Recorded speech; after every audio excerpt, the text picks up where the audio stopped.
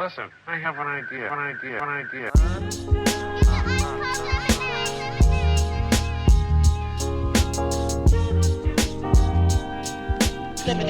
It's how I feel when you make lemonade. Whatever today has given you. 511 headaches, still call it Thanksgiving. True.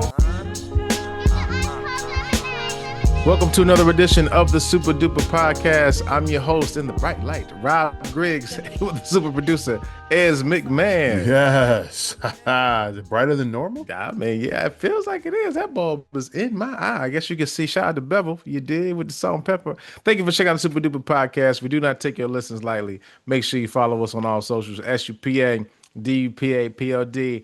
What up, Sarah? Online at hp53productions.com for our merch. You can also find additional content as our own Ez McMahon with the Easy Smoke and GM podcast.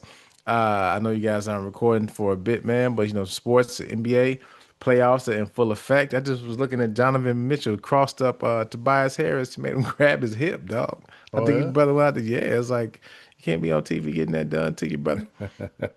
And also, you can also follow us on YouTube. You can see the bevel in the bright light shining in the salt and pepper at HP53 Productions. And of course, if you follow us, you know, Ez has many of hats. I'm sure he has more hats than shoes. And so again, make sure you check us out.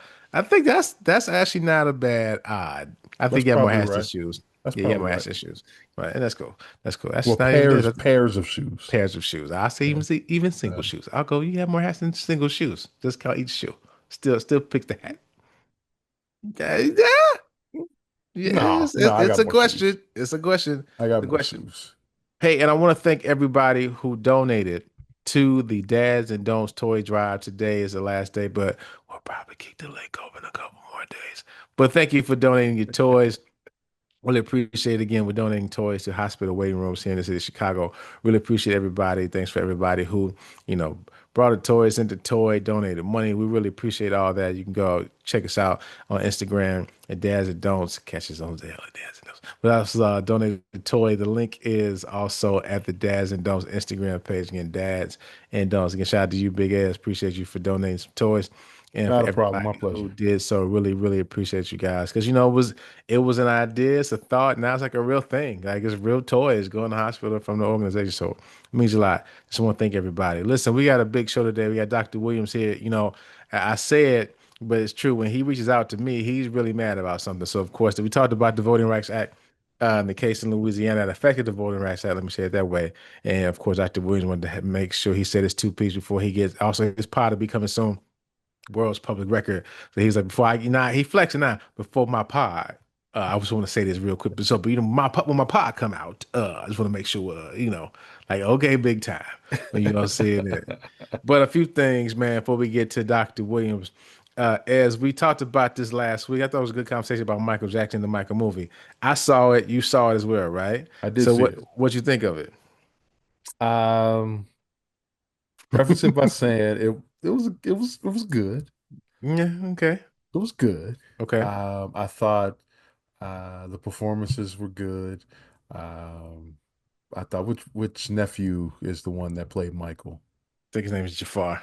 Yeah, I, he it, like, he did an I ain't gonna excellent lie. job. It was like, is this Michael Jackson? I was like, you know, I was Yeah, like, I was yeah. the first time I was like, is this? Did they replace like some live footage of Michael Jackson? Because it was like that looked like Michael Jackson, like the way Hey, I remember Michael Jackson. That's how that yeah, dude looked right there, yeah. They were on it, man. They were on it. man. And He even did like the great. dancing was fantastic. Like you know Yeah, the yeah, live scene toward the end was, it's like he really like embodied this. But go yeah. ahead. Um, I thought that Coleman Domingo Neil Long, and Neil Long did a great job crushing it. as the parents, though very similar to the miniseries. Yeah. Yeah. I'll let you get your point, but I will say this. Well, actually, finish your point. I won't forget because it's about, the Uh, minute mine is tied to the miniseries. okay. All right. We probably had the same. Well, we don't have You probably the say, I think same we have the thought. same We're thought. gonna have the Yep, yep, same yep, thought here. yep. All right. My issue with the movie is I didn't learn anything. I'm with you. I I'm didn't with you. learn. I didn't learn anything new. Hmm. And it felt like the movie, and starts with Jackson 5 and goes all the way to Bad. I felt like it was a scene, Hmm. Then some songs, then a Michael concert. Jackson song, Yeah, scene, Michael Jackson song. See yeah, yeah. and I was like, nothing's being learned here. Sure, sure, You're sure. not teaching me what really was going on.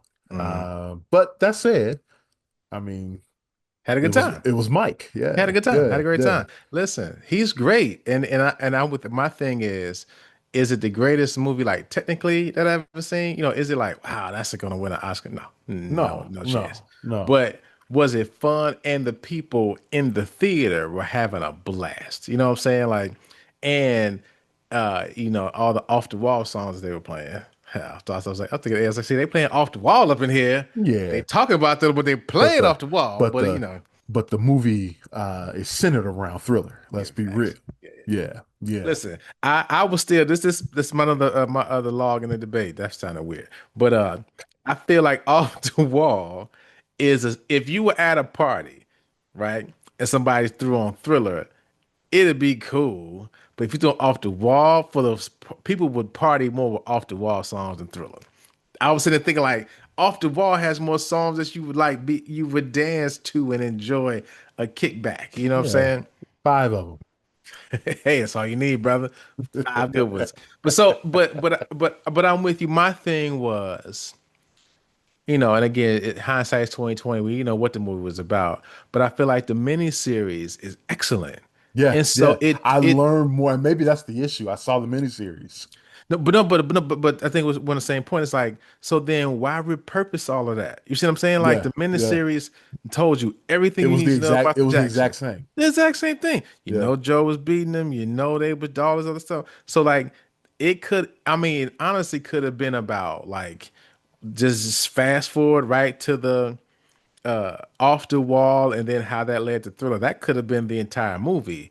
Because I will say, Well, shout out to the Ringer, the Midnight Boys of the Ringer. People, they was saying it said the same thing you said. We ain't learned nothing. It's like they just trying to compact the Thriller to just a couple cards on a wall. It's like nah, brother. You know what I'm I saying? I want to learn what was going on in the late 70s. Yeah. You That's the know, time that's lost. Yeah, yeah, what yeah, yeah. Mike was hanging out at Club 54. Yeah. Well, word is that stuff was in the movie, and there's a lot of Diana Ross in there, but Yeah. then she pulled her I guess she whatever approval she gave, she rescinded it. So they had to so I will say that they had to rework some of the movie He was because hanging out at Studio 54 with Diana Ross. yeah, and Really? so That's what I'm apparently saying. That's what yeah. I want to learn. Yeah, but some of but again, that got pulled, and so they can't use it. So they just had to make just like they got to the release I date. want to learn They, about he was dating Tatum O'Neal. yeah. I want to know about that. You know, But I think all them people were probably like, nah, I'm cool. I want to go out I want there. to know about what happened with Brooke Shields. People got to it. People got to they got to sign that form, dog. You know what I mean? Now I will say, when Bubbles came, I was like, yeah, that's CGI. I was like, that's not a real monkey. It was about. And listen, I can't ruin it for y'all. It made almost $500,000, $500 million. So if you ain't seen it yet, that's on you. It's like that monkey ain't real. I'm like, he holding a bag of chips. You know what I'm saying? A sack of potatoes or something. That is not a real monkey. But I will say this though. We have to give the Jackson family their flowers and respect. That's what it solidified to me. Like, you know what? We play with this family a little bit too much. Like they're more caricatures and like easy targets or jokes, but they are a family full of excellent entertainers and superstars. Like you look at it, it's like they've been entertaining and performing their whole life. They just said Jafar had to perform in front of the family, right, to kind of get the approval. And it's like, yeah, because of course these jokers know better than anybody. Like, you know what I'm saying? Like, yeah, Mike is Mike, but they was up there with him. You know what I'm saying? It's like that's how cold he was. You can even look at these dudes and they wasn't missing a step because Joe wasn't just hitting Mike. He was slapping everybody around. You By understand? the way, Joe is the villain of all villains in Man, this movie, oh, I man. mean, it's like you He see was that the mannerisms look like who's the bad guy in Lion King? or not okay, not is it Scar?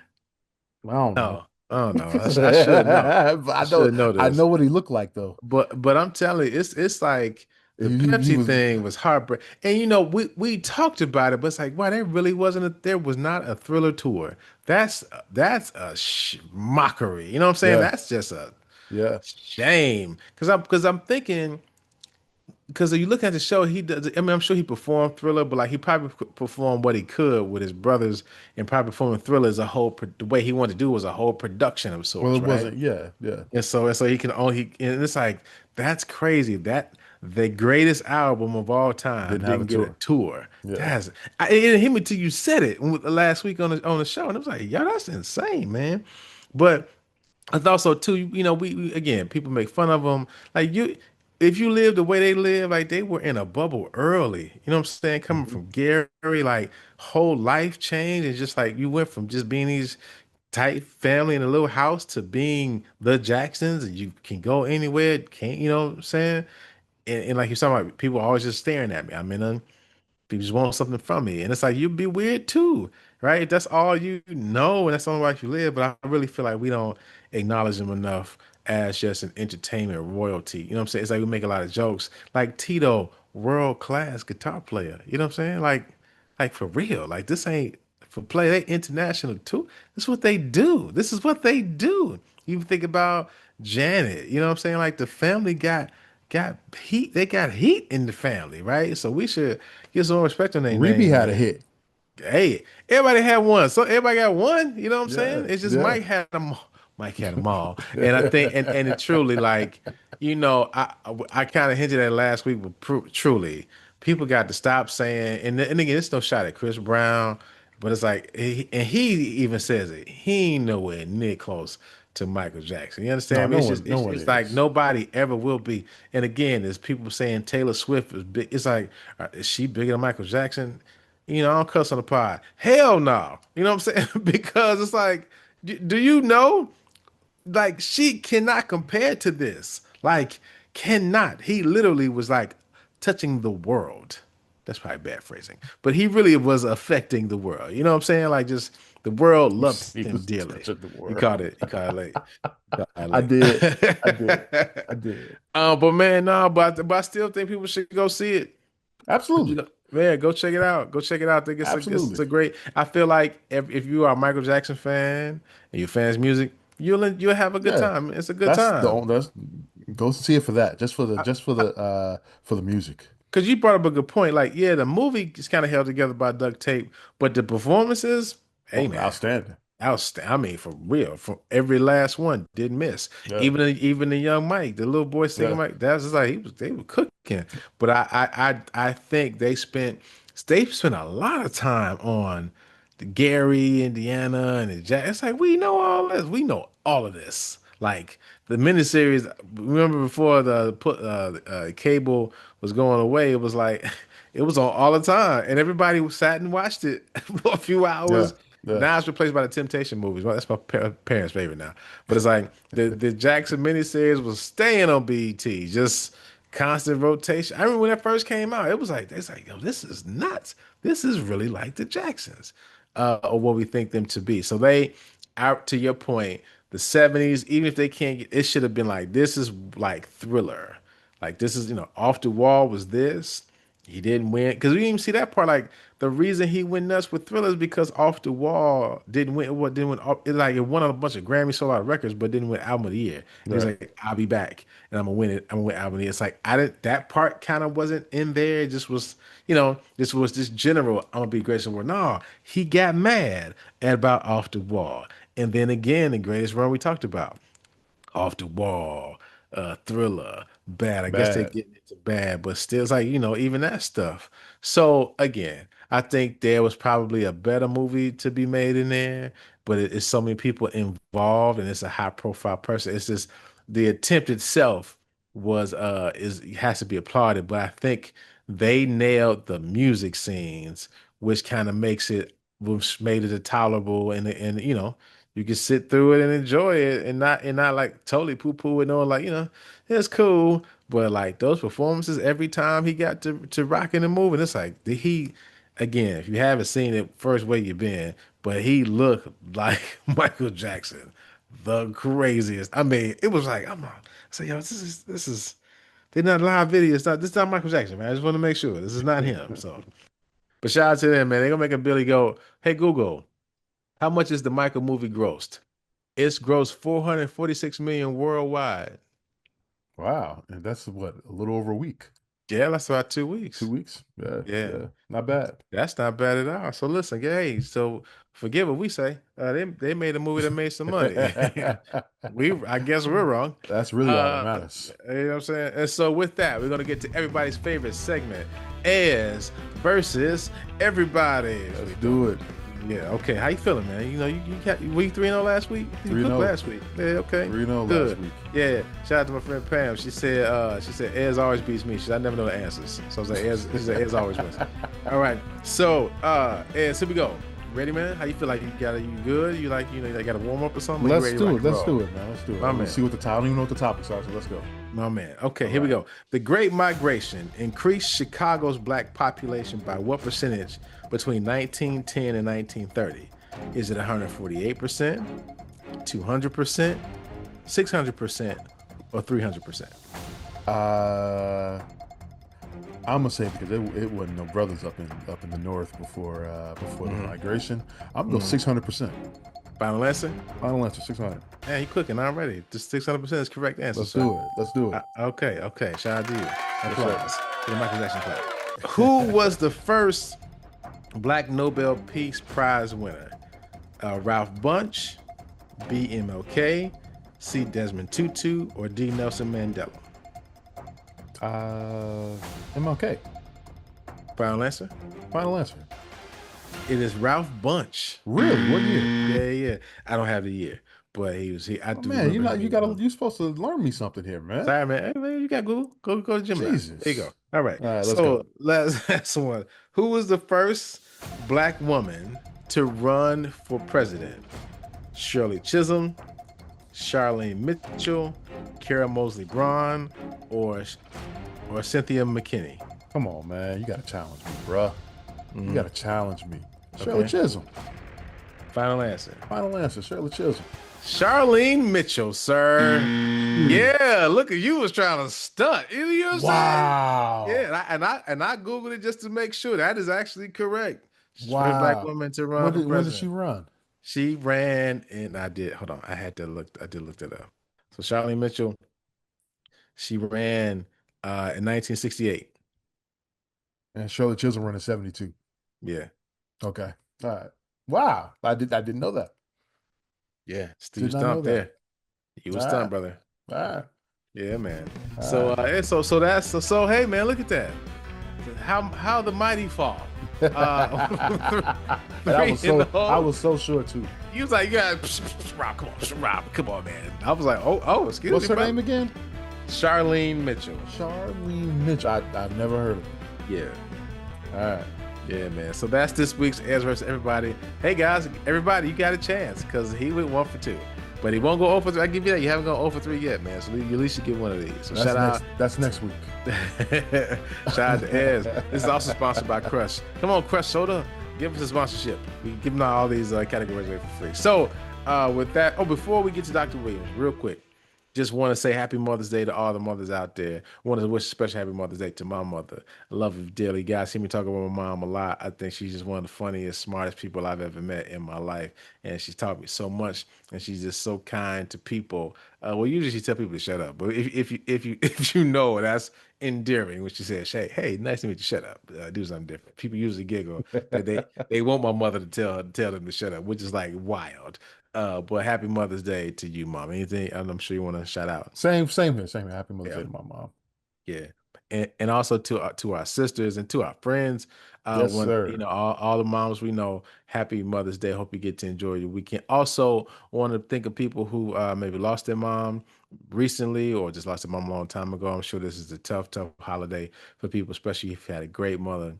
This probably is a tough one for you, but please stay encouraged. Find a way to honor your mom, you know what I'm saying, the best way you can. I won't tell you to not be sad, but all I can tell you is to, whatever fond memories you have, try to remember those this weekend.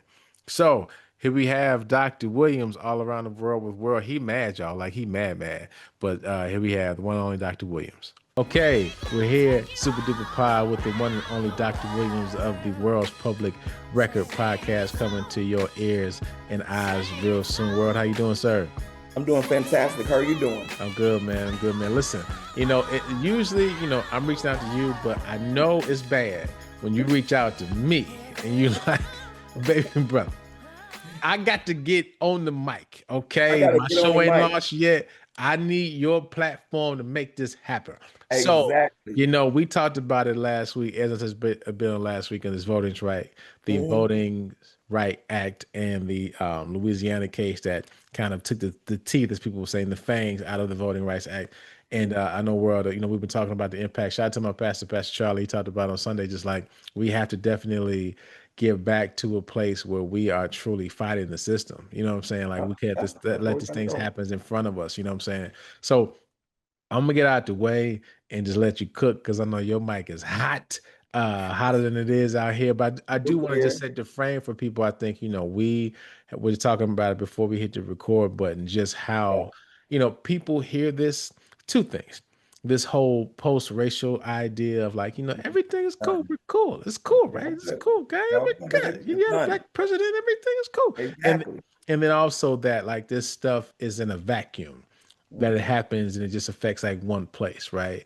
And as we've always said, one thing you gotta get to the Republicans, they play that long game. You know what I mean? And before you know it, it's like, wait, y'all got 6 justices. Now you're about to redraw all these maps, all these things. So I'll let you get to. I know you got a lot going, so I'm gonna step back and jump in while I can. Look, this is what I want to say. First and foremost, I think the context is this. We're talking about the fact that the Louisiana Callis case that everybody is all up in arms, including myself, about, is the end of what we call the second Reconstruction. The first Reconstruction happens between 1865 and 1877, stuff we learned in school a long time ago. But before you move, sorry, but I think not to gloss over that, because that's very important. Because I feel like Reconstruction is a period, you're not talking about this, that people take for granted.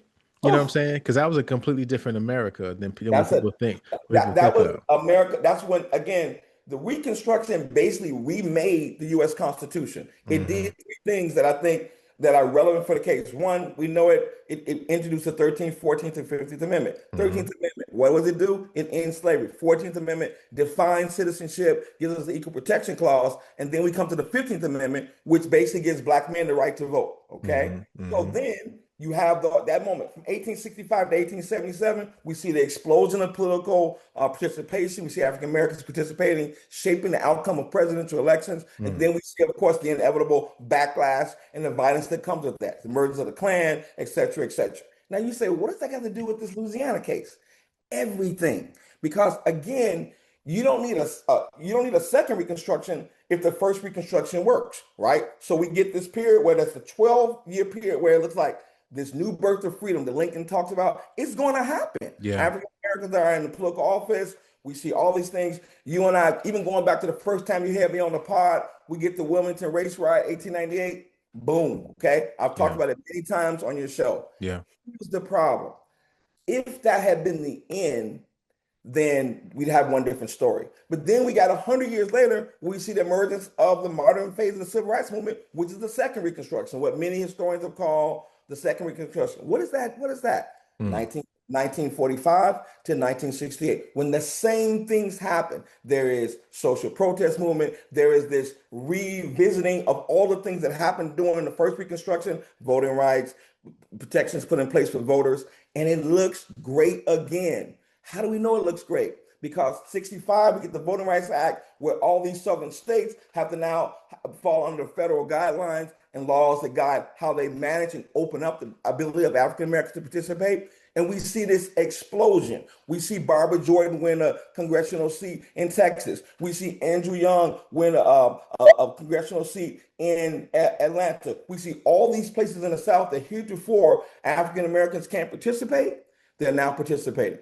And from 1970 until at least 1990, I would say, that 20-year period, we see an explosion. We see the creation of the the Congressional Black Caucus. You can't have a Congressional Black Caucus unless you have members who are in Congress. Suddenly you have all these congressional districts. Then you see these creation of what we call minority majority districts, and we see that there is greater representation in the South. We see Benny Thompson in Mississippi. We see all these places where there's Black representation.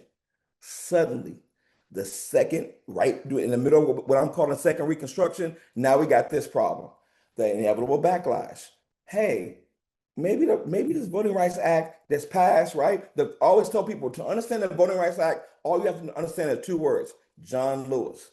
That's all you have to understand. John Lewis, when it comes to Edmund Pettus Bridge, is the Voting Rights Act. It is the second Reconstruction. People see that, they're like, you know what? The whole dog, the whole Alabama, state troopers busting people in the head. Maybe we should do something different. And it is John Lewis. Why he's famous is because he walked across. That's what Bloody Sunday is about. Now we know that, but people disconnect Bloody Sunday with what happened in the Supreme Court. Because again, in both the first Reconstruction, 1865 to 77, and post-World War II, here's the issue. Fundamentally, both times that it fails, what really is the big issue is this. There's a fundamental disbelief that America is a multiracial democracy, that everybody can participate. So, we can talk about white supremacy, we can talk about specific laws, we can talk about Supreme Court cases, but at the core of this is this idea that is America a multiracial democracy? I say absolutely yes. It certainly is after the Civil War. It certainly is after the modern phase of the Civil Rights Movement. And now what we see now is the backlash of those things. That now you have someone like the current Chief Justice Roberts saying, as a lawyer in the Justice Department, hey, we've made great progress, right? He doesn't say that the reason we made progress was in the face of all this racial violence, both in the 60s and the 50s and the 40s and to the present, or even in the 19th century, that we made that progress. He says, hey, the progress has been so great, we no longer need federal protections, all right, for Black folks. But every single time that those federal supports are removed, we see regression, okay? Yeah. And so this Louisiana Callis case is about, hey, we never really believed in multiracial democracy. And if you thought we were kidding, that we see this battle over gerrymandering, right? What is gerrymandering? It's about political power. It's about how we're going to reshape the map. Most people think, oh, that's federal. No, it's not just federal, Rob. This is what it is. At the state level, okay, at the school board level, those districts are drawn, and there are two questions you have to always think about. One, who's going to be represented in the state houses in the national government? And two, who gets to participate in democracy? We participate by how we elect our officials, right? That's how we're participating. If you can't have your representation reflect your interests, your desire, if your vote is really diluted, you don't have a way to do that, you can't participate in democracy. You don't have a voice in those places. Here's the example I've been telling people this week. If there is no Voting Rights Act, the guy who's a state senator in our home state of Illinois, this guy from Hawaii, he never becomes president, all right? Because the lines will be drawn. We don't get Barack Obama without the Voting Rights Act. There is no way, all right? That's not to cut you off, but I feel like that's the point, right? A lot of this is a referendum on like we can't let this happen again. You know what I'm saying? Like exactly. Again, we got one get past the Goldie, and guess what? It will never happen again. Never happen again. The thing, we can't trust voters. Remember this. We can't trust those voters, not just Black voters. It has the biggest impact on Black voters and broadly minority voters, but we can't trust voters to shape democracy and reflect American democracy the way we want to. And to ensure they don't, we're going to gerrymander all the spaces to ensure we have that power. Now, we know about Trump in Texas. We see that Virginia responded with Democrat. We have now a gerrymandering super war. There's going to be an ongoing war and battle over those lines because, as Hakeem Jeffrey said, listen, we're going to make all those places that the Republicans are trying to turn into Republican districts in Florida and Tennessee. Guess what? We got Illinois, we got Virginia, we got Maryland, and what that really means is that now we won't have general elections. The battle will always still be in primary elections when you shape districts in those ways, what you basically do, and you know this, and I would say most people listen to the show know this, it means that Now primaries matter, and if you win an election, it's going to be very hard to lose because they're so partisan. So what's at stake in this callous case is this: two things. That one, we're now going to be, as I say, in this arms race around gerrymandering, right, to offset the different powers. So in the places where there are Democratic strongholds, Maryland, Illinois, Virginia, you're going to see attempts to offset the in California. You're going to see attempts to make sure they shore up the power and change those districts. And the consequences of that those are real consequences for black voters. So you see, even today, Alabama's debating, hey, do we go back to our, to the lines that we drew in which we basically eliminated or divided and diluted black power in and around Birmingham? Do we do that? And if the Justice Department will approve that, we'll go back to our old map, and that will essentially dilute and lose black political representation all across the South. Louisiana's been the most articulate, been the most aggressive in doing that. I mean, listen, they had a primary that was scheduled that the governor essentially stopped and said, in light of this particular, Supreme Court ruling, we don't have to have that primary. In anticipation of that ruling, we see that Florida created a diluted map in the same ways. What's my point? Again, I'll go back to this. 13th, 14th, and 15th Amendment are directly tied to the Voting Rights Act. The Voting Rights Act, as we know, has been undermined and essentially obliterated by previous Supreme Court rulings that destroyed pre-clearance. We said that, hey, if you were a state that had a history of discriminating against black voters, before you changed any lines, the Justice Department had to clear that. They moved in, they destroyed that. Now, this latest decision makes this point. It is literally impossible to make the case that a change in a voting map is driven by race, because the perverse idea that the reason that these minority districts don't work is because they violate the Equal Protection Clause, because white voters need to be protected and be protected from these changes because they may lose power. There's no reality to that, right? There's no It's just evidence. the numbers don't add up. It just don't add up. The numbers don't add up. The kids say math doesn't math. The votes don't vote. All right. This is what I will tell you.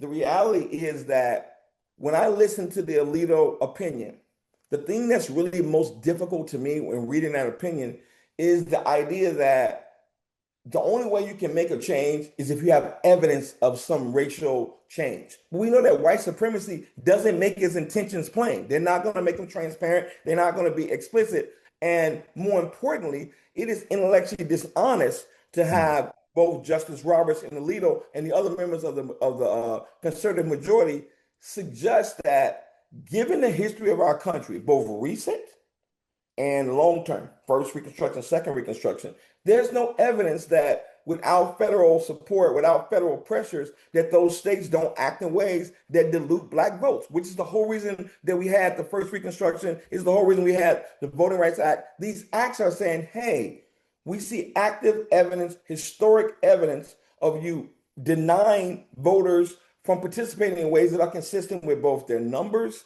and the political rallies on the ground. So first it was poll tax and literacy. Now it is challenges to all the different ways that you can vote, mail-in ballots, early voting. All those are the same process because they're all designed to thwart specifically black voters and more broadly working class voters, Latino voters. So the consequences of the case are, in the past, when you had these challenges, because all these states in the South and other places attempted to make these changes, what the Voting Rights Act did was keep the balance of power, right? Make it possible for, maybe you made a political move, maybe you had a supermajority in your state legislature and you tried to change the voting rights, the voting lines in a particular way or gerrymander in a certain way. Now you don't have those tools. So that was the kind of way that you counterpunched against the still political rally, the kind of pressure, the effort to actually steal votes, to actually deny people access. My example, the best example was to give you this. In my father's home state of Alabama, 26% of the voters are African Americans. All right. So if we do the math, right, the logic would be that, wouldn't that mean that 1/4 of the members of the congressional district and the state house be represented by African Americans? We got 2 members. Mm. That's not representative of Alabama's voting population. That's true in Louisiana. That's true in Mississippi. That's Mississippi, true in yeah. lots of places. And, So and just a pause right there. Like again, I know, like you hear Mississippi as like this throwaway state of just like it's just the example of Jim Crow, right? But like just dig deep in that. Just so again, just so people understand the numbers. Like Mississippi is one of the most populated states for Black people at all, yes, and the representation does not represent right. the legislature does not represent the people that live there in And Mississippi. remember, I want to say this, not just at the federal level, Yeah. at the state level. All right. All right. State laws and federal laws are made in those places. All right. So state laws are made in state houses, in the capitals, and you don't see many Black voices in a place that may have upwards of almost 30% of its population there. 30% of the state legislature in Mississippi is not Black, is not of African descent, is not minority. There's no way they can say that. And that history can't now be challenged because they're saying, hey, if you change, all right. So in the case of the Callis, Louisiana case, the party that brought the case was saying, if you have these minority districts, white voters suffer. And so remember, the goal of Voting Rights Act was to remedy inequality, was to remedy injustice around voting. So now you have voters saying, well, this remedy hurts me.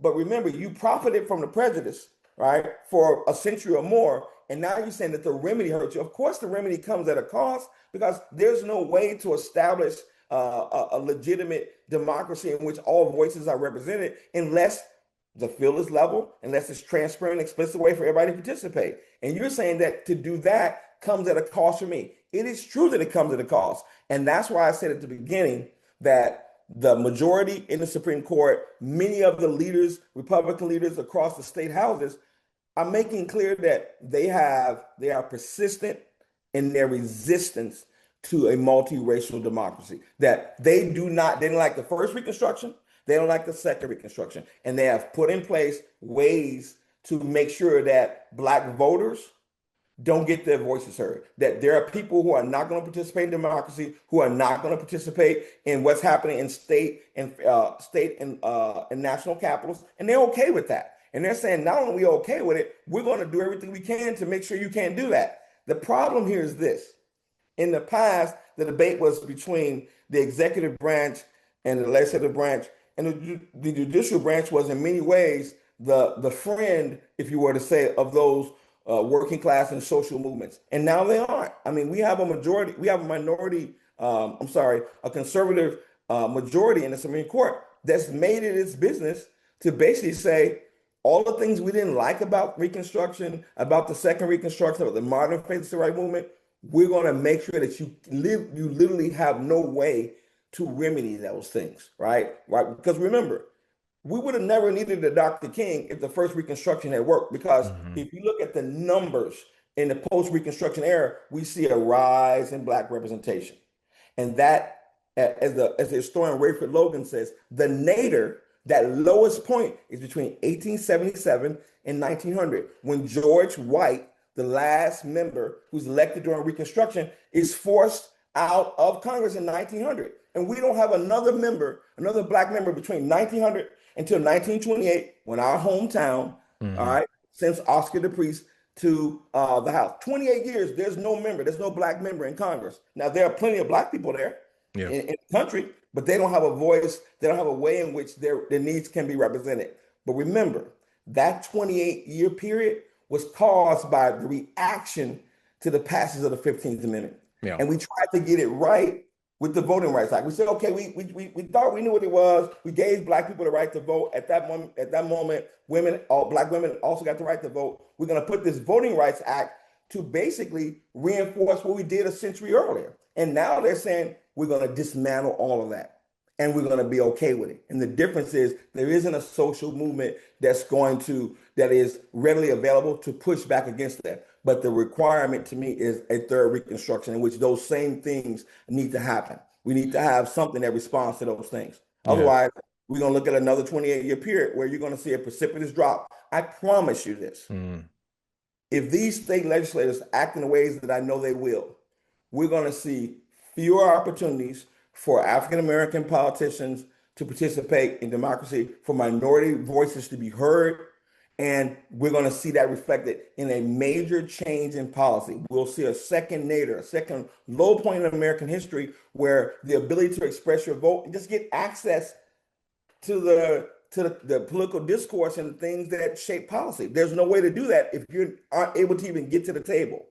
Yeah. So, you know. Yeah, I mean, and you know, you've been saying something, just you bringing up Reconstruction a lot, and just the whole point of the end of it was just like, wait a second, we gave him too much money, you know what I'm saying? Gave him too much power, and it's like, we got to correct this, and even civil rights probably like, wait, they got too many rights, you know, let's kind of correct this, and now if They have too much representation. So the yeah, issue is it's not when we representation, say power, we're saying that power is manifested in the exponential growth of local, state, and federal officials being African Americans. We yeah, see that because here's the thing: you need to have a deep bench. But one of the arguments had always been that, hey, you can't lead in these ways because you hadn't had an opportunity to be a governor. You had an opportunity to be a senator or a congressman. And so what the Voting Rights Act did was build up a deep well of African American capacity. It was always there. Now you could draw on that capacity. So now what this particular case has done is kind of formally brought to a close the second Reconstruction and destabilized the ability of African Americans to participate or have a voice or a presence in those places. And that's a very intentional decision because one could argue that even if you believe somehow in this kind of perverse Supreme Court decision, you could have just waited to the next election cycle to change the lines in a way that might have been reflective of your political position. But yeah. they're like, no, we're going to do it right now. We're going to rush and make sure we do this to make sure that there's no chance that there can be a sustained presence by Black voters or Black politicians, and their voices are going to be quashed. Because And a it's couple. very clear that that's the case. Yeah, because a couple of things. I think, you know, you still talk. It's still wild that people are still talking about this his loss, Trump's loss in 2020, and it's Right, like, you know, what I'm saying, it's like, dude, you lost. But I think that's one thing. Like, okay, we should have fixed it then, so I didn't lose. And also now, I mean, we have it jokingly on the pod. We do a backhand slap because that's what's coming with the midterms. It's like, yeah, right, just wait till we get, you know, and they know it's coming too. So it's like if we don't fix this, it's a wrap, and he ain't doing nothing. He might mess around and get impeached. right. So it's I like, don't think we'll so get we got to impeached fix because this. you don't have the numbers in the Senate and the Congress. But I do believe that again, I'm a historian. What does history say? That the Yeah, party in power gets punished in the midterms. You yeah, add in $5 gas, you add in, a foreign engagement in which you promise to do the antithesis of it. yeah. And guess what? Americans have a short memory sometimes on these things, They got a but long memory on this. guess what? It's May 5th. Tomorrow's May 6th. We got graduations. We got places we got to Shout drive. out to the We Chipmunks. have Yeah, family members who are serving. yeah, Uh, People are deeply concerned, not just, and this isn't like this is liberals on the coast. This is, no, it's sanctuary people. cities. People understand that when we engage in foreign wars, it comes at cost for all neighborhoods, right? In all neighborhoods. And people are like, well, I didn't want that. You can't then send my daughter off to Iraq and then make the truck that my son is driving, who's buying diesel or fuel, cost $5. Like, I'm not, what am I getting? Right. Yeah, And that's not even gonna talk about the ongoing cost of other things like food. So there's no way to win that battle. But again, I'll go back to this. If people's voices can't be heard, if they don't have access to those places, then their concerns can't be addressed. And that to me is why I say at the end of the day, you're narrowing who gets their set of concerns addressed. And it's very clear to me that those who are in power, who so-called won these elections, believe that the best way to ensure that we remain in power isn't to let the voters decide, it's yeah, to ensure that we actually sustain and build up this political wall that decides who can participate. These are political walls, yeah, okay? These are political. These aren't like those fake walls they're making along the border that are porous that they really can't get people in. These Supreme Court cases thwart and block people's political participation, and not just for the short term. People keep talking about the midterm elections. I'm talking about for a decade or more because yeah. you're talking about political lines that are going to be drawn.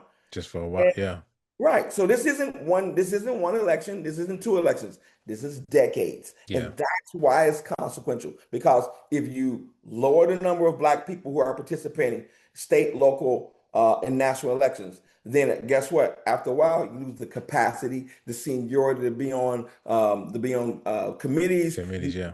You don't have a place for your voice to go. You get thwarted. All right. I believe that what's going to happen as a result of that is that there will be another social movement that says this we can't abide by. Yeah. Right. We can say no kings, that's one thing, but this case around the voting rights is more direct. I'm going to not have anybody to even raise my concerns in the spaces where they need to be heard. Yeah. And guess what? They don't want to be heard now. So the easiest way to ensure that we're never heard is if you're not in those places, all you have are the silences. And guess what? The silences don't lead to transformation, to change, to policies that meet the needs of people. And that's a real danger. That's all I can tell you. So this Supreme Court has destabilized not just the immediate kind of elections, it's destabilized the pipeline, right? Yeah. This is about the pipeline of political participation. And that's what people should be most concerned about. Are you okay with the pipeline being disrupted? We can have the water fixing a house for a little bit, but when they start telling you, hey, look, your water's going to be off for a week or a month, and you start saying, well, how are we going to take a shower? That's a problem. And we're talking about how you're going to take a political shower in which your needs get rained down on. Not going to happen. There's nobody there to manage your set of concerns. The pipeline has been destroyed, been cut off, been blocked. There's a wall there. And that to me is something we cannot abide by. All right. And we have to really talk about it. And I'll just say this. There's nothing new about our ongoing conversations about Reconstruction and civil rights. It's that people don't want to translate it. All I can tell you is the best translation is if this particular Supreme Court case doesn't get addressed, you will feel it immediately, right? There won't be a test, but you'll feel it in your pocket. You'll feel it in your life and your property taxes and the ways that impact your life. It has immediate impact. Yeah. And I was thinking about this earlier, like the way this is going, the setup that's happening, and Ed can cut this out if it don't make sense, but I think it's gonna make sense. It's really gonna take Republicans to fix this. This is what I mean.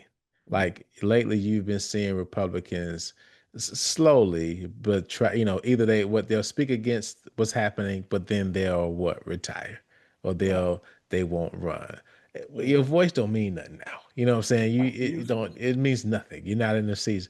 But I really feel like it's gonna have to take a movement of Republicans to say, listen, to your point, this wall is preventing us from growing as a country. This wall that we helped build, right, is actually causing the demise of the country we said we would represent, in the districts that people we say represent. It's going to take some brave ones to say, like, nah, you know what I mean? And the scary part is, like, I don't even know if that's going to happen. That's not going to happen this time go around. You know what I mean? So I disagree with you. I think that there's no evidence to trust that the political courage or will to take that risk, right? Because remember, this is a group of Republicans who have ceded their power in ways they don't have to in the legislative branch, and who so fear Trump, although they know Trump won't be much of anything after 2028 or beyond, like he just won't. Yeah. They think about the immediate survival. I want to hold on to power now. And if I dare have the courage to say something, my out is to run for the exit. But that's not what the American people want or that they need. But I would also say the thing that scares me most about Republicans is that they have a habit of developing their deep bench. They have the habit of having people who are participating in government to say, look who the Democrats have. They have people who can't govern, but I've been in government for a long time, and I've been a senator, and I've been these things. And they won't ask, well, how did you get access to those things, right? And who did you stop or thwart or delay to get this so-called experience that you have? And there is no evidence that someone has the moral courage to say, we have a moral quandary here. We have a political quandary here in which we're basically saying that the voices of a significant part of the American populace will not they will not participate in our democracy. And we're okay with that because the reward for us is continued political power. There is no Republican that I can think of, that I can't even imagine, that would be willing to say that. I think that my counter to your suggestion is that these kind of changes are going to happen the way they always happen in American society, with ground, organic, grassroots Yeah. social movements. They will not happen with institutional Republican politicians or even institutional Democratic politicians. This is going to be galvanized when people are going, my daily life is going to greatly be impacted by this. And I may not care who the Senate majority leader is or who the governor is, but I care if I'm able to have a say about that. Yeah. Now I don't have a say about that. At all. And Republicans are just not. They've shown no evidence that they're willing to. In fact, they're willing to do just the opposite, turn their back on things that they know that are wrong. They know that No. there are things that are wrong, and they're okay with that. And let me say this. No, we're saying the same thing. I guess the point I was making was it should be a few brave ones. We just know there won't be. You know what I'm saying? Yeah. And I think that it's like, you know what I mean? Is that, and Yeah. that's the thing. It's like all it would take is a couple of them to just be like, you know what, enough of this. You know what I'm saying? We'll take two. I used to have a friend who would always say, to change the world, I just need one bomber. He didn't mean he meant one person, one group, one thing to get us going. Yeah. We don't have one Republican who's willing to do that. And What we see down the pipeline are two potential, the vice president and the secretary of state, who are likely to be the Republican nominees, where they're going to be variations of Trump. Yeah. You don't see anybody who's willing to carve out a way to say, listen, I can be a Republican, I can be a conservative, and I can be an American in a way in which I'm open to the possibility of Americans participating more fully. We don't see that, right? And again, that's my point. It's like when you look at it from a mathematical, just logical standpoint, I know all of y'all ain't rocking with this. You know what I'm saying? And I agree with you. It's like most of it is like, well, I got to protect my office. I got this. And it's like, how many of y'all are brave enough to just say, look, enough is enough. Maybe your election is in 28. All right, then you take these 2 years to figure, you know what I mean? And do something with it. But it's like, it won't happen. You know what I mean? It's the old schoolhouse rock. Zero is their hero. Okay. The number of Republicans is zero. Zeros are great when you take a number and you multiply it. Zero is literally, was it nothing times nothing equals nothing? There is no Republican. So zero is their hero. They don't have 5, 10, 1 they can put the numbers behind, because they've betrayed both their beliefs, they've betrayed their values, and they've capitulated in ways that they know that either A, if they were to try to save face, it will be consequential, right? What's the price you want to pay? I say this every time I'm on your show. What's the price you want to pay for the country you want to have? And they've said the price we want to pay is to silence minority, specifically Black voters. That's the price we want to pay. The price we don't want to pay is to expand the possibility of American democracy, to use the capacity of those individuals who may lead us in ways that are new, that are different, that will sustain our country beyond the 250th year. Remember, it's the 250th year of our country. And this 250th year of our country, we are becoming smaller in the ways in which people can participate. That's all wrong, right? It's America, not just past and present. It's America past, present, and future. And future says that if we follow this current trajectory, our future will have fewer voices in 2030 than it had in 1970 or 1980, right? We've had we've had conservatives and liberals, progressives, whatever you want to call them, neoconservatives lead our country. But in recent times, certainly in our generation, you and our generation, we were born in a time in which there was an ascended possibility to participate. Now we have a descended. That is a cause for alarm. I picked the phone up. I sent you the text because that's alarming. That isn't just one bad policy. This isn't, oh, Trump's done it again. The country is at stake because now fewer people will participate or can participate even if they wanted to. If they want to, yeah. Right? So that's Bunkerinos. That's my other concern. Like, people are already apathetic to a degree, and it's like, ain't nothing gonna change. I ain't gonna vote. And you hear something like this, it's like they not gonna want to vote on, and then and it's like, I feel crazy, but it's still we still gotta go vote. We still gotta get out there. We still have to vote, but then remember that these moves are designed to have a chilling effect on your will and interest to vote, right? On the one hand, we know why you should vote. We know the history of it and the context of it.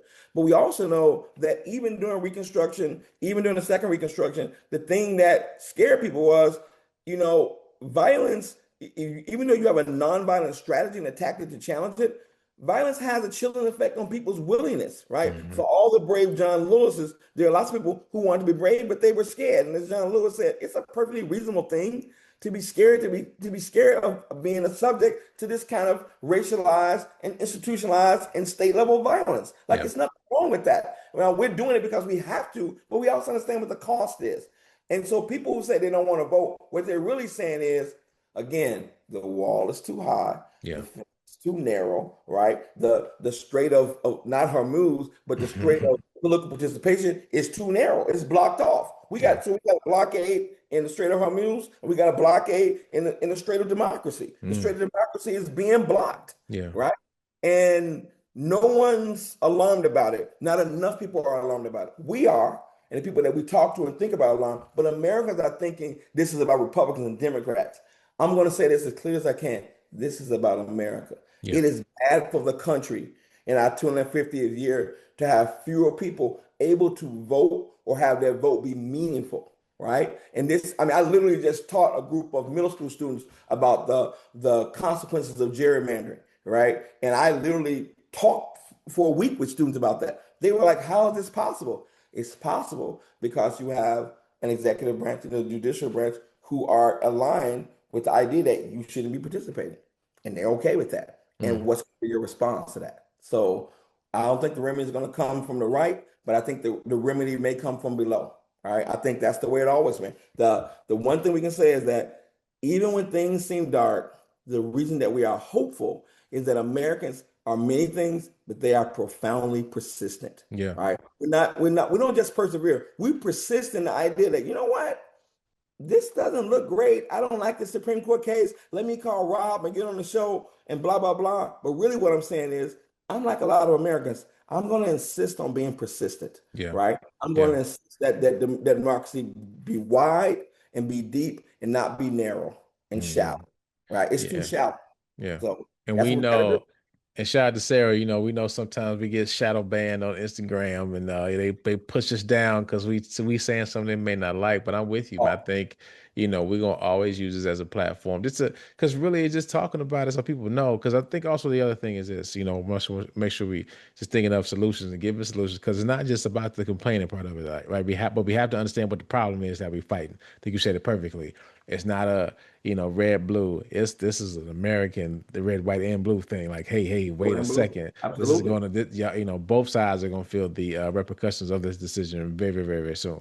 You know what I'm saying? But I think also too, you know, let's just think about like I'm glad you touched on it, because you still can't use it as a reason to not vote. Like, I think it has to be persistent, because even as what it is, the people that did all they did to make sure the right to vote happen, right? You can't disrespect that. You can't look past that or deny it. And this is the reason they did this stuff, so we can have agency in the time right now.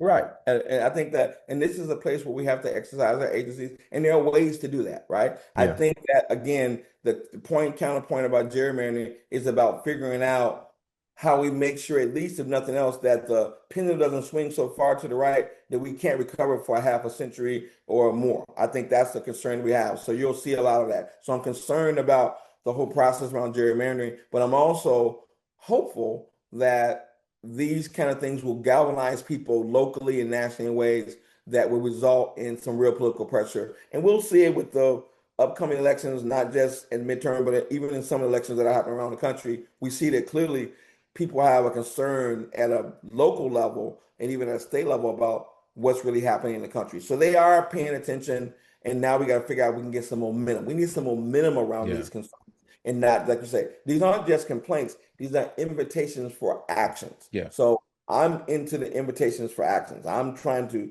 train and teach people to understand what's at stake.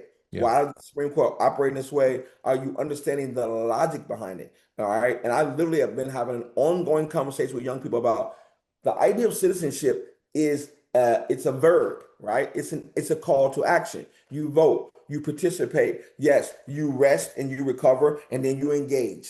Okay. You rest, you recover, you engage, because the thing about citizenship, like anything else, it requires that we sustain the effort. It isn't one thing, right? You're going to see see at the end of June, there's this great case, Trump versus Barber. It's about birthright citizenship. I Yeah. think that's going to come out in a way that's going to be very positive, and we probably will be talking about it. I'm certainly going to be talking about it on my pod. Yes, sir. And I think that Americans have a really good sense of what citizenship is, and then they want to see you be able to exercise it to its fullest. So we may have disagreements about what that means, but we also know that it is meaningful. That's the thing I got you to understand. That citizenship is meaningful. Voting is meaningful. It isn't just kind of a pro forma ritual that we do. It has real meaning, and it requires that we sustain the ability of everybody who wants to participate to participate. And anything that would do that, anything that would make fewer people participate or participate easily and readily, is something we should see as a threat to our country.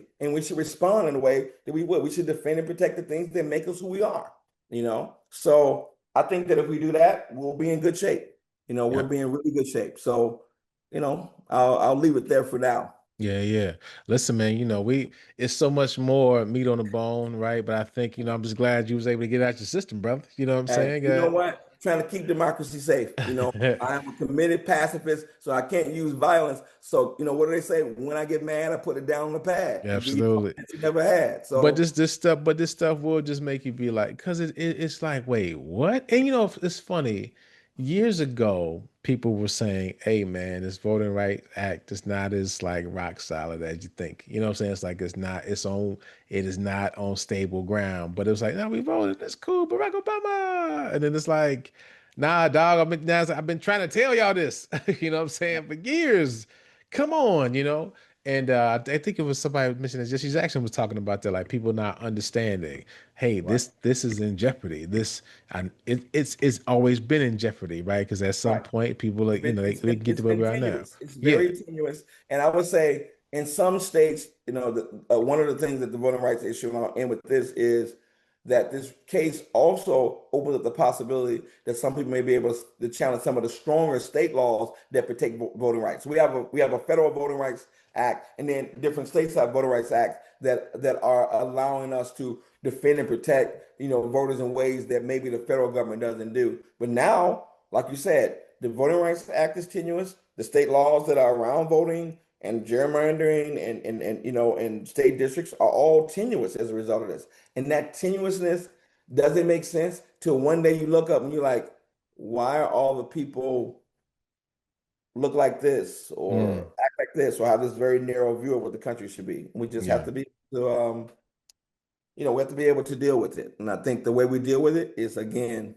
act. To me, this is a recall to resistance. We're resisting by telling the story. We're resisting by making sure people are aware of what's at stake and asking the right questions. Citizenship, democracy, reconstruction, low points, high points. And guess what? We've been here before. But I go back to the old Easter thing. We don't go to church to hear the Easter sermon because we don't know what happens. We yeah, go because the story of Jesus and his disciples bears repeating. yeah. And I'm going to say this. I'm not a minister. I'm a historian. I'm going to say this. The story of Reconstruction Yeah, of the modern faith society movement, it bears repeating. And it's in the repeating that you keep the momentum going. You got to keep that momentum going. So, that's my effort. And I appreciate you allowing me to have a way to keep the momentum going. And that's in the conversations that we're having. absolutely.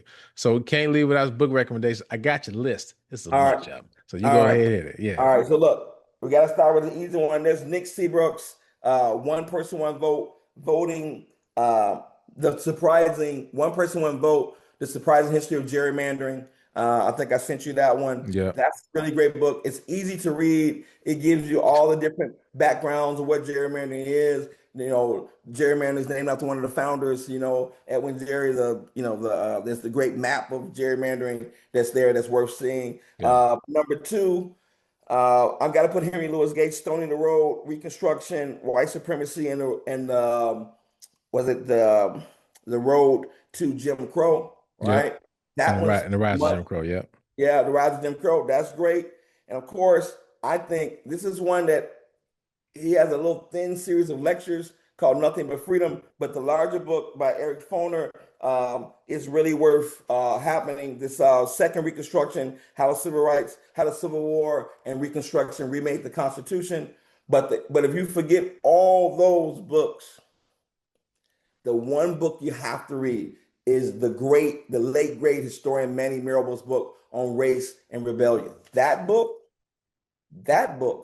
is the one that tells you about, it's called Race and Rebellion, the Second Reconstruction. It really is the thing that sets you up for understanding what's happening with this recent case.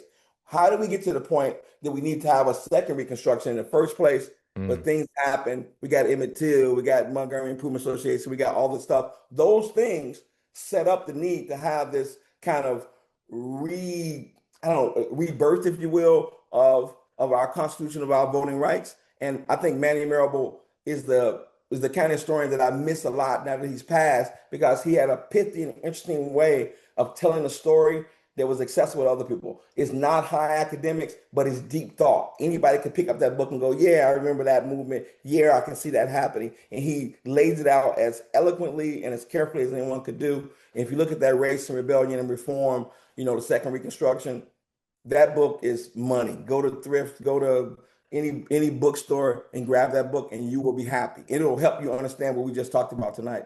So those are 4 books that you should have. Fantastic. So get your Amazons, check out your local libraries, local bookstore. You'd be happy about this. There's a Black-owned bookstore in the neighborhood. So the boys and I stopped in there a couple times, and they remember this, man. So we kind of get some books. So support your local bookstores as well, at least one, man. Come on. Yeah, gotta do it. So, but we'll appreciate you always teaching us. You are the pods professor, so we appreciate that. Again, your podcast will be coming very, very. I know we've been saying very soon, like for real though. Like now, for real, we mean very, very soon. So listen, check out World's Public Record. You'll be seeing that real soon. And check out the books. My library, I got just stacks of books all over the place. Don't show the background. It's too much. I mean, yeah, it's like it's a whole another stack. I'm like, when am I get to read these things? That's but okay. I got to make some time. The competition. Absolutely. Yeah. So look, I'm very proud of you. I appreciate what the pod's done. I think it's done a great public service. I think that, Rosa Parks once said, when you're doing the right thing, you shouldn't be scared of what people might say or do to you. Doing the right thing. So, it may cost us in ways, on some kind of matrix, but if we're doing the right thing, guess what? We sleep well at night. Absolutely. Right. So that's what I would say. That's why I draw inspiration. Am I doing the right thing? Am I in accordance with my values? And I think the answer to that for both of us is yes. So let's keep the conversation going, like I always say. And sooner, rather than later, we're gonna have an expanded version. I'll be able to come visit the pod. I'll have my own pod. We'll have it'd be big time. Throw the conversation going. So that's cool. Gonna be dangerous. Absolutely. Well, love you. Appreciate you, fam. I love you more. Take care. Okay. Right, rest up. Peace. Will do. Again, I want to thank Dr. Williams for joining the Super Duper Pod, for also sharing a few books with us. I mean, I got my library stack. Look, Estonia Road, the second founding. Thanks, Dr. Williams. Spend all my money on books I will never have time to read, but still going to make sure that we happen. So thank you for checking out the Super Duper Pod. We do not take your lessons lightly. Make sure you take care of yourselves and each other. Ayers, I miss anything? Charlene Mitchell. You can't get over it, huh? Oh, and we found out Ralph Bunche won the Nobel Peace Prize in 1950 for what was it? The armistice for he was awarded for mediating the 1949 armistice agreements between Arab nations and Israel, becoming the first African American and person of color to win the prize. As a top UN diplomat, his work ended the 1948 Arab-Israeli War, making a historic milestone in Middle East diplomacy. Wow. There you go. Need that today. All right. So make sure you take care of yourselves and each other. Hey, Mama, and happy Mother's Day. This is the Super Duper Podcast. Now that champagne, if you was I, would you be off on this campaign? Is it suicide? If you know that bringing hope here is how careers die. Or do the K stand for kamikaze? The J silent is everywhere, you can feel them probably. Surely, lately, I've been up late with demons in my basement trying to get me to hate this. Life thinking I should be further and then I choke up. As soon as I got silent, then the truth spoke up. It said, how you know you ain't perfect? Let that soak up and soak in. You know how you know that you're blessed? I woke up.